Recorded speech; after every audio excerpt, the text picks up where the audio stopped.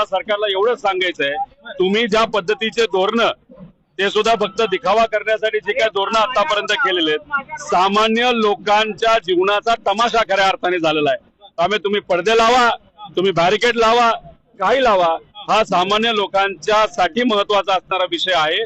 मग तुम्ही आमचं एवढंच म्हणणं आहे की आम्हाला तुम्ही बसून देऊ नका, लगेचच्या लगेच तुम्ही सरसकट कर्जमाफी द्या, 2019 अट तुम्ही काढून टाका आणि जे काय अनुदान आपण देणार आहात, जे काय रेग्युलर शेतकरी आहेत त्यात सुद्धा ज्या अटी टाकल्यात तुम्ही काढा, आम्ही लगेच आंदोलन मागे घेऊ।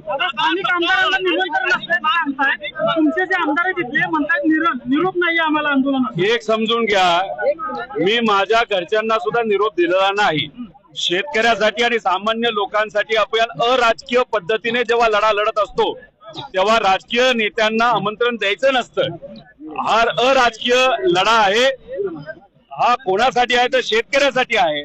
त्यामुळे शेतकऱ्यांच्या प्रती ज्यांना ज्यांना चांगले विचार आहेत, नाही त्यांच्या प्रती असणारी तुमची जाण असेल तर तुम्ही त्या ठिकाणी यावं, एवढंच आमचं मत आहे।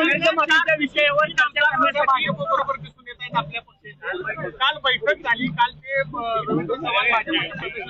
बरोबर होते, तर आता आपण या पार्श्वभूमीवर आंदोलन करताय आणि स्थानिक 4 आमदारांपैकी 3 आमदार आपल्या सोबत आहेत।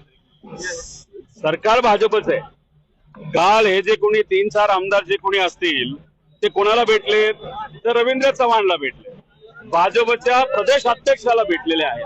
त्यामुळे कदाचित आजचं आंदोलन लक्षात घेऊन शेतकऱ्याच्या काय मागण्या हे सांगण्यासाठी काल भेटले असेल। तुम्ही आमदारांना त्या ठिकाणी बोलावं, विचारावं, विषय हाच आहे। इथं अराजकीय आंदोलन आहे, आम्ही कुठल्याही पक्षाचा झेंडा आमच्या अंगावर घेतलेला नाही।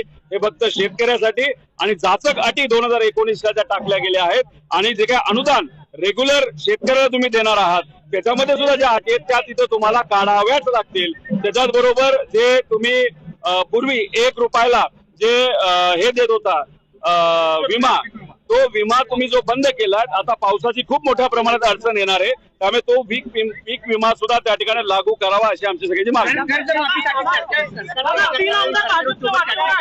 अशी मागणी पालकमंत्र्यांनी केली आहे आणि हा तुमचा जो आहे जो नौटंकी असल्याचं त्यांनी साध्य पालकमंत्र्यांनी वक्तव्य केलेलं आहे। मला पालकमंत्र्यांना एवढंच सांगायचंय की जरा लोकात जावा, शेतकऱ्याचं काय मत आहे हे तुम्ही त्या ठिकाणी समजून घ्या।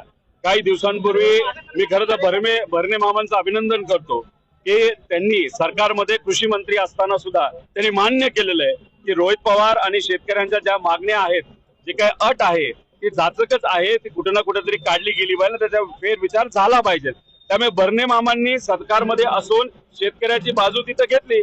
त्यामुळे मला जे इथले पालकमंत्री आहेत गोरे भाऊ, त्यांना एवढंच सांगायचंय, ज्या अटी आम्ही म्हणतोय त्या शेतकऱ्यांसाठी अन्यायकारक आहेत का नाही आहेत, जरा धाडस दाखवून या सरकारच्या विरोधात बोलावं लागलं तरी तुम्ही ते शेतकऱ्यांच्या बाजूचं धाडस दाखवा आणि मग त्याच्यावर तुम्हाला चर्चा जर करायची असेल तर मग आपण तिथे, मी जिथं बसलोय तिथे येऊ शकता, कोणाला पाठवू शकता आणि आपण नक्कीच चर्चा करू।